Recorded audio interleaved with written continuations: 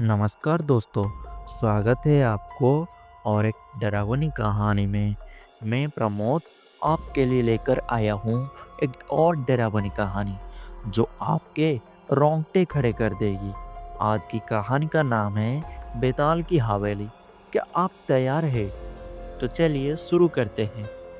शमशेरपुर गांव के सीमा से दूर एक पुरानी टूटी फूटी हवेली खड़ी थी जिसे लोग राजगढ़ हवेली कहते थे।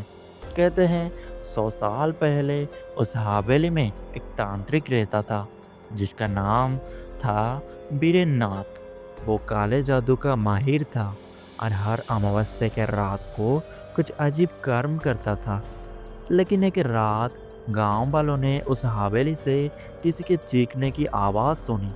जब गांव वालों ने हवेली के पास पहुंचे तो बीरेन्द्रनाथ की लाश हवेली के बीचों बीच पड़ी थी।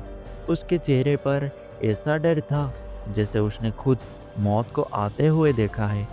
कहा गया कि बीरेन्द्रनाथ ने एक बेताल को बंद करने की कोशिश की थी, लेकिन बेताल ने उल्टा उसे ही अपना शिकार बना लिया। कई वर्षों बाद गांव के 3 लड़के अंकित, रोहित और करण शर्त लगाकर उस हवेली में गए। उनके मोबाइल में कैमरा था।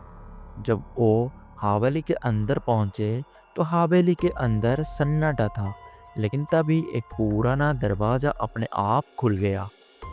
अंकित डरते हुए बोला, यह हवा से खुला होगा ना? अचानक उन्हें धीमी आवाज में किसी के बोलने की आवाज सुनाई दी। आ गए तुम? करण घबरा कर बोला, किसने कहा ये? कौन है? तभी अचानक कमरे की दीवार पर एक परछाई उतरने लगी। एक अजीब आकृति, उल्टा लटका हुआ इंसान। वो था एक बेताल। बेताल एक गहरी डरावनी आवाज में बोला, जिसने मेरी नींद तोड़ी है अब वो सदा सोएगा। अचानक रोहित की आंखें पलट गई और उसके मुंह से बीरनाथ की आवाज आने लगी। मैंने तुझे बांधने की कोशिश की थी, लेकिन तू आज़ाद है। फिर सब कुछ सन्नाटा हो गया।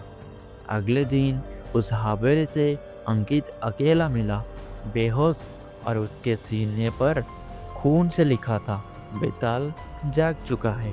कहते हैं वो हवेली आज भी वीरान है, लेकिन कभी कभी रात के तीसरे पर वहाँ से फिर वो चीखने की सुनाई आवाज़ आती है और एक परछाई उल्टी लटकती हुई हवेली की खिड़की में दिखाई देती है। क्या आप कभी शमशेरपुर गए हैं? अगर गए तो उस हवेली से दूर रहिएगा, वरना बेताल आपके सपनों में भी आ सकता है। तो दोस्तों, कैसी लगी आपको आज की कहानी? अगर आपको ये कहानी पसंद आई है तो हमारे चैनल को ज़रूर सब्सक्राइब करें और अगली बार फिर मिलेंगे एक और डरावनी कहानी के साथ। तब तक अंधेरे से दूर रहे और सावधान रहिए।